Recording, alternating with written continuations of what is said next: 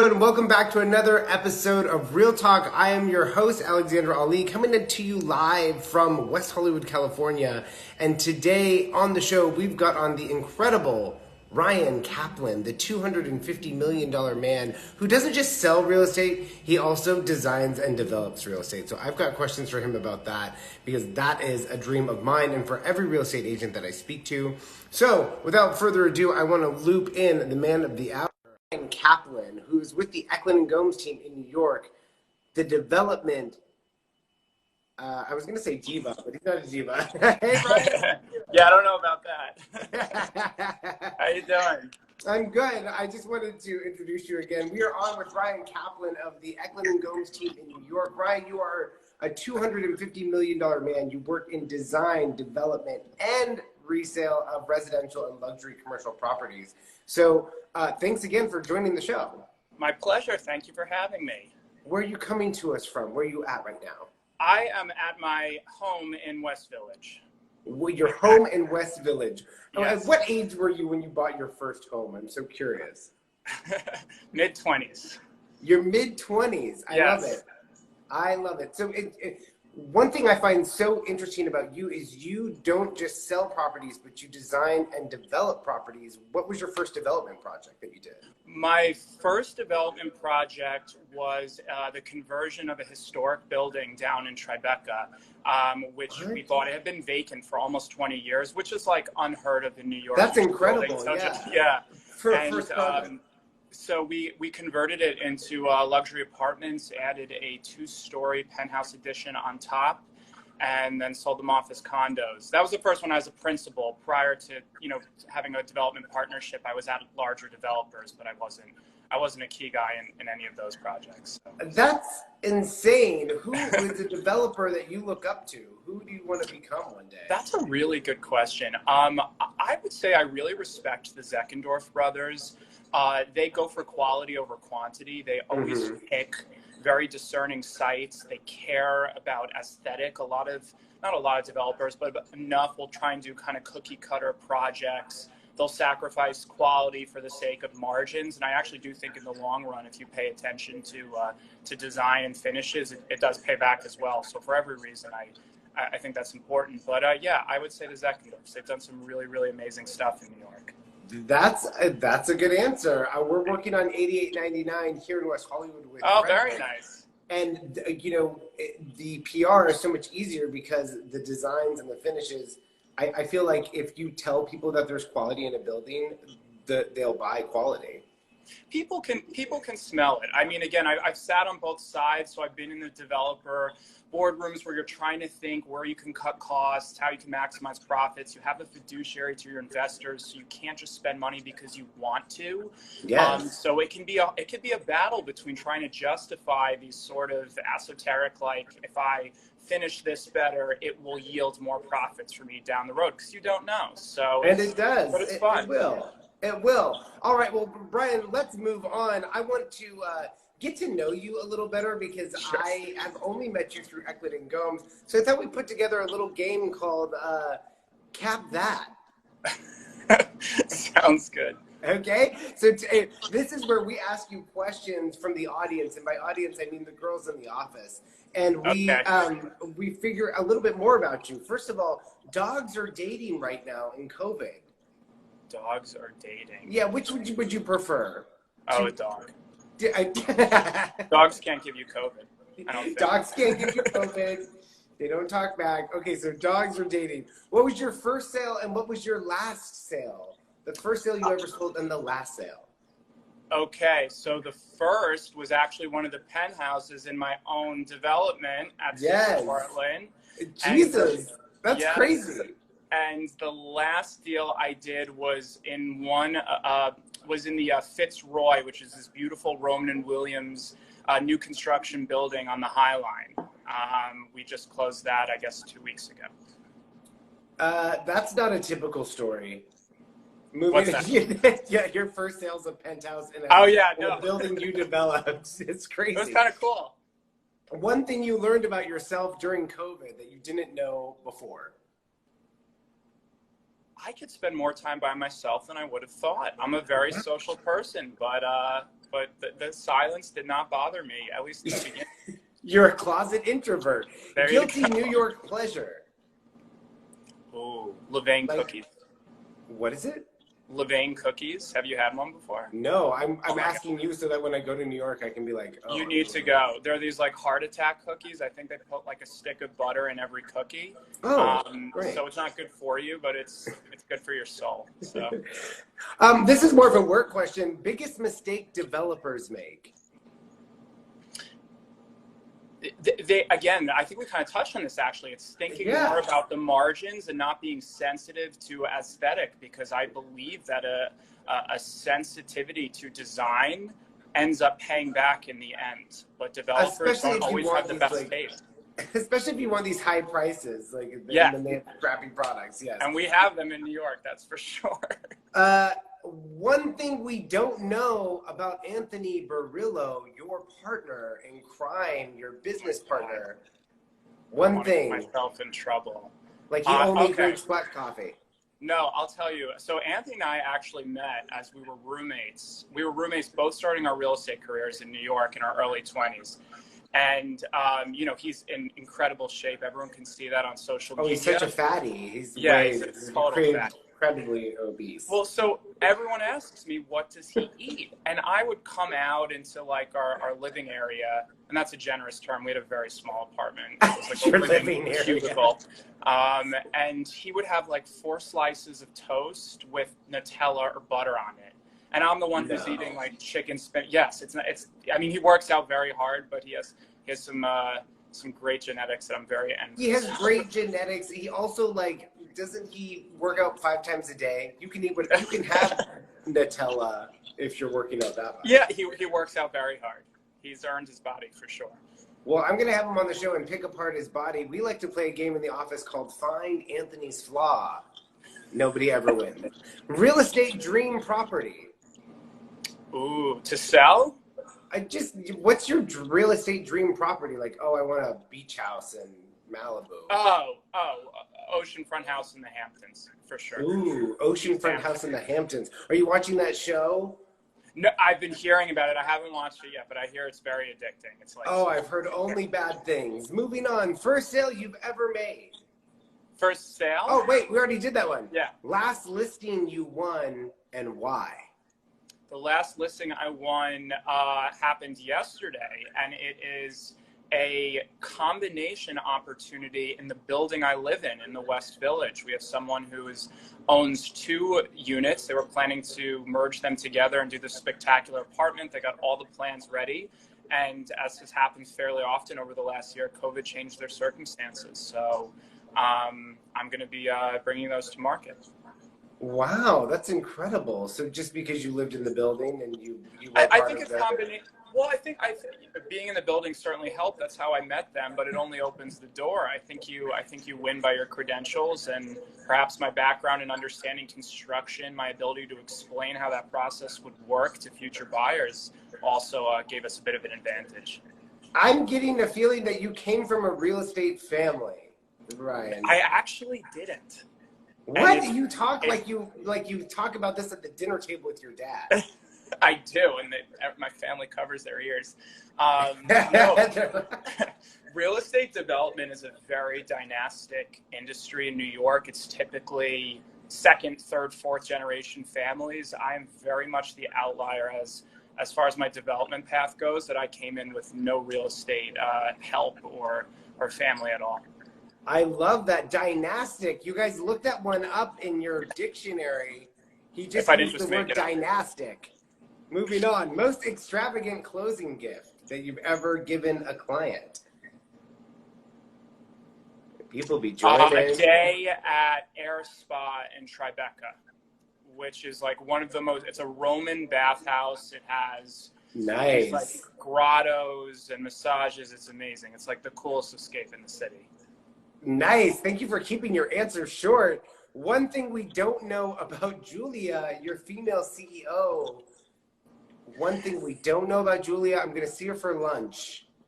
I don't know that if I'd be the right person to answer that. I joined this team last year just before COVID, and so we haven't been seeing each other much in the office. So okay, you'll get a pass. You've answered all the other questions, so I'll give you a pass on this one. But yeah, how crazy that you joined their team and then COVID hit, and you're still getting listings and still selling yeah. stuff. Yeah, we did one of the biggest sales deals and one of the biggest rental deals during COVID. Anthony and I had a feature article on Guest of a Guest. We were in Fox Business, so in spite of COVID, and our other partner Steven, we've all been kicking ass. So I actually saw those articles, so congratulations. Thank you. Craziest showing story ever. Oh, this was great. I was doing a showing, and this was for a $7 million 4-bedroom apartment. And this woman brought her 22-year-old daughter to see it for her. And that's normal. It was a downtown crash pad for her. And they had a spectacular duplex on Park Avenue. And the mom was a character, shall we say. And the daughter was actually surprisingly grounded and down to earth in spite of quite a budget at a young age. But it was just a wacky duo of personalities, and it was without going into too much detail, it was interesting. Okay, I'm going to give you a pass on that question too, because that was a really good answer. Thank you so much for playing Kap That. Good all right, let's get to like the real nitty gritty. The reason you came on the show, of course, is to show your listings. And audience, you're going to play along. You're going to try and guess the price of his listing, and we're going to start off with this gem in Tribeca, because I like this one. Here we go. Tell us about your Tribeca listing. So that one's in Chelsea. That one's in Chelsea, you guys. Yeah. This is a 1,250 square foot loft. It used to be a fur storage warehouse, so it has all this really cool historic detail. You can see there's these wood ceiling beams and columns along the wall. There's exposed brick. That's actually I love the brick. Yeah, I love the brick. And it's actually only a 1-bedroom, so it's perhaps one of the largest 1-bedroom apartments I've ever seen. It's actually twice the size of the normal 1-bedroom in New York City. So you're really not compromising on space in this apartment. And of course, you're in a very desirable downtown neighborhood. So yes, for someone and these who doesn't, beams. yeah, it's very, very cool. It's a great apartment. Laura Cordova is already trying to guess 2.8. Let me tell you guys, this is actually an apartment we can afford. Mm-hmm. Am I supposed to reveal? No, not yet. I will keep showing the pictures. 5-piece bathroom. You have double sink vanity, as you can see, a shower and a tub, a kitchen that's a full chef's kitchen. It's the size of one in suburbia. So again, you're really not sacrificing any space. Do you like the glass door refrigerator in the kitchen? Did you see that? You have to keep your stuff pretty organized. Oh my God. Yeah. Yeah. My face is in the way. Hold on. Oh yeah. Oh. There you go. Oh yeah, that's a Virgo's refrigerator if I've ever seen one. Virgos need all the labels out. So how big is this place? It's how big did you say it was? 1,250 square feet. 51. And it's got four rooms? No. Yep, living, dining, kitchen, bedroom. So okay. You got the whole gambit. Guesses from the audience. You're gonna have to put on your New York state of mind cap and guess. Make a little adjustment for the square footage in New York. We've got a 2.8 from Laura Cordova. You would take that. 2.8, we would take. Yeah, we're gonna take 2.8. Any other guesses from the audience before we reveal the price? Ryan, go ahead and tell them. Well, there is a slight delay. There's a slight delay. The final number, the asking price, is $1.25 million. So this is a very, very, very good value. That's incredible. Yeah, it's a really, really, really tempting opportunity. And then we get more guesses from Nikki Joff, 3.5. Ooh, Clint_Dolphin got 1 point. All these people have accepted offers. But all over. It's really who wins is whoever gets the closest without going over. So thank you guys for playing. Laura says, wow, is there a doorman? No doorman. This is like a very private kind of boutique building. which a lot of people prefer. They don't want someone, knowing their business as they come and go. There you go. Oh, we got a question popping up. How big is Ryan's apartment? I think that's almost like asking a woman how old she is in New York. Like, that's rude. That's rude. That's very funny. My current apartment is just under 1,000. Oh, so rude. Whoever asked that question. Moving on, but he owns his apartment. Okay. There you go. Moving on. Sorry, I got those cards mixed up. Next one is Tribeca. This one I do love because this glass atrium is spectacular. It's really, really cool. Because everyone wants indoor, outdoor in New York, but how often are you really going outside? Besides those... well, especially during COVID, that's really encouraged people to value outdoor space even more so. But this apartment's very unique. It's a triplex on top of a building. So it feels like a townhouse that was plopped on top of a building. You have 2 interior levels, a huge 1,000-square-foot rooftop, private outdoor space off of every bedroom. There's 4 bedrooms, 3.5 baths. And it's in a neat part of Tribeca, maybe because of my development background, I'm always thinking about, investment theory. But Tribeca, we know, is one of the most expensive zip codes in the country. It's been. I love Tribeca. It's my very cool. New York. It's very cool. It's private. The architecture's neat. This part of Tribeca, it's a small neighborhood. The west part is what's gotten these blockbuster numbers at 70 Vestry, 443 Greenwich. You go 2 blocks over and you're in East Tribeca, and there's still more of a value there. Yes. Why are we doing air quotes? Because it's so small. It's like, what's the difference between west and east? It's like a matter of 3 blocks. So this is in East Tribeca. So for those people who want a great place to live and are cognizant about their investment, this is an area to look at for sure. I was hot on Tribeca when no one was living down there. I remember it was like Scaresville, but it was by the water, and there was something magical about being so south from all the hustle and bustle. It's agreed. I think it's now it's developed and everyone lives there now. Exactly. Well, hey, you could be a developer too. I'm a developer, like Ryan. Ryan, where should we develop in New York? What's the hot new area? It's interesting. I mean, to say like that there was an area in New York that hasn't been developed, I mean, that's not the case. We're an island. It's impossible, yeah. You're in Brooklyn? I like Hudson Square a lot. That's a very small neighborhood that's sandwiched between Tribeca, West Village, and Soho. It was only rezoned for residential in the last several years, so there isn't much product there, but it's like sandwiched by all these very prime neighborhoods. Amazing. So there's like a pricing arbitrage opportunity. Wait, there. What was it called? You're dishing the goods. Hudson Square. So that's West Soho, you could call it as well. Oh, excuse me. You guys... I won't say. And there you got the rooftop at Penthouse A at 6 Cortlandt, one of the shots. It's great. It's a really, really cool apartment. That's incredible. Okay, well, moving on. Can you guys guess the price of this stunning, yes, the gym's included, apartment in Tribeca with the outdoor, indoor, and the insane atrium? I'm going to post this one on our social later because it's such a beautiful photo. Can you guess the price? There is a slight delay. Hello. Look at this is a map of something. That's where it is. That little blue bubble's where it is. 3,300 square feet, Tribeca, prime neighborhood in the city. We got an 8.5 from Nikki John F. 8.5 from Nikki John F. Nikki also asked the incredibly rude question. Right. I'm kidding, Nikki. I'm totally kidding. And he must have Googled it because he's correct. It's 8,495. Good job, Nikki.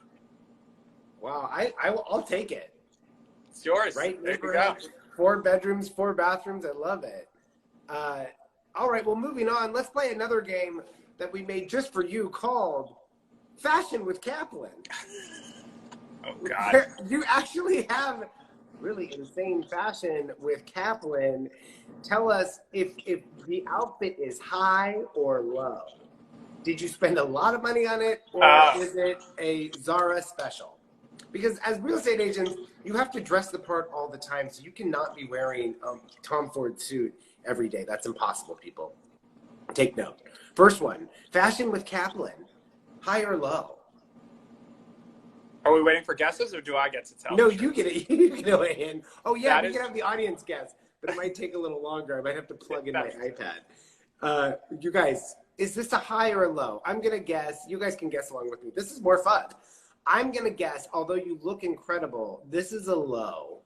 Totally a low. Okay, great, fun. Okay, you guys. All Zara.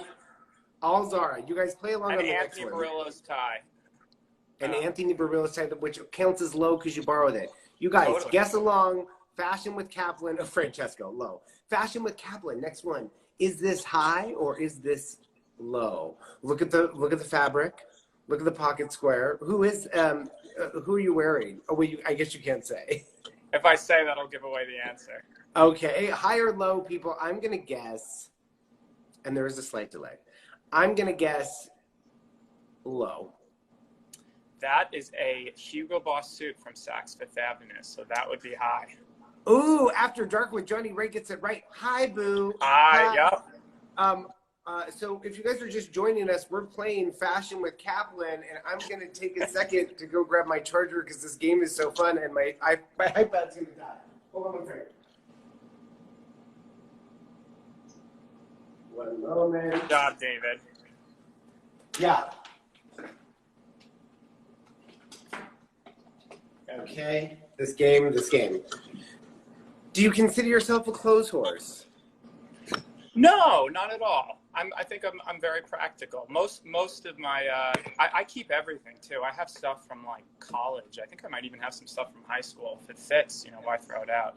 What? Your body hasn't changed since high school? We hate him. Moving on. Okay, here's the next one, you guys. Fashion with Kaplan. Here he is with his partner, Barillo. I'm having to hold my iPad. Do you think this outfit is high or low? That's such a great I love picture. it. It's a military jacket. Yes. You can't really see it. High or low, this military jacket?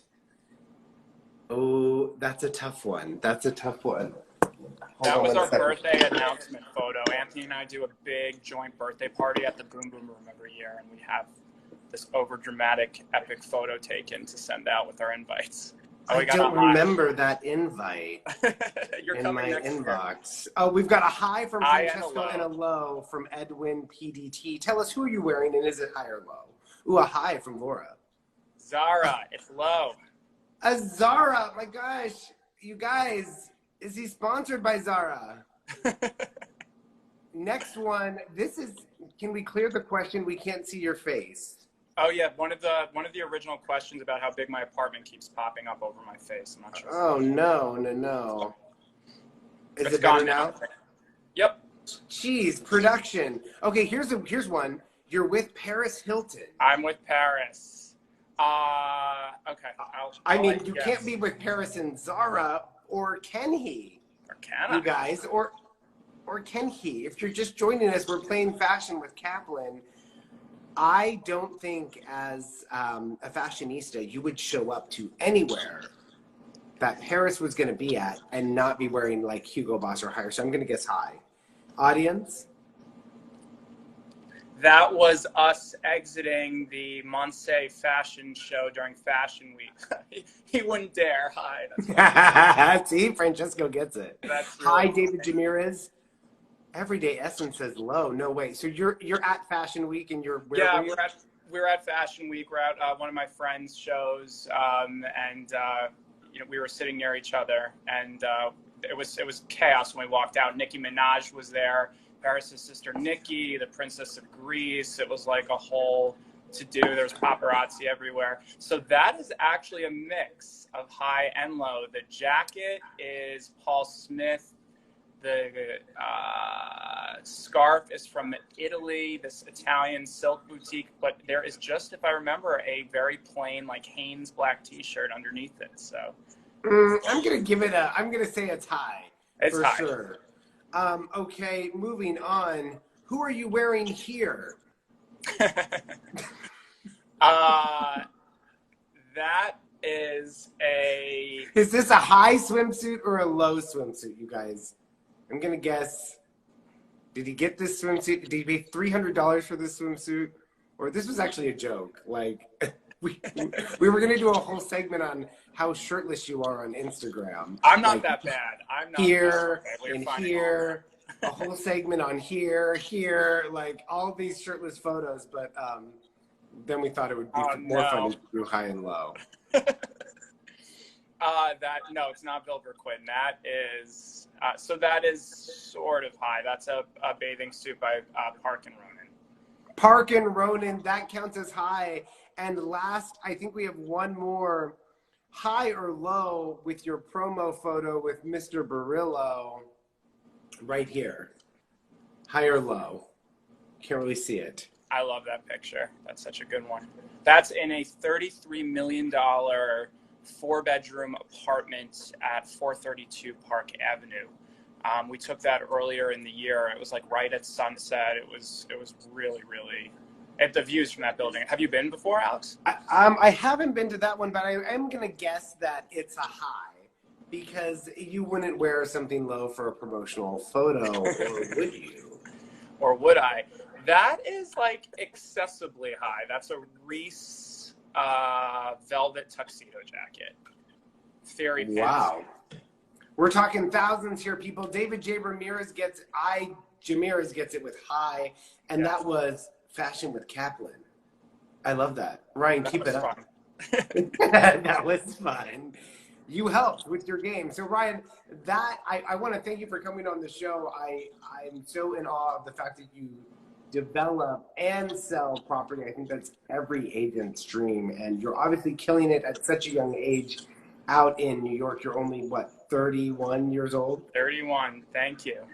Well, I can't wait to see what happens at 32 when you can be let loose and sell all the properties again. Thank you so much for coming on the show and sharing your knowledge with us about West Adams?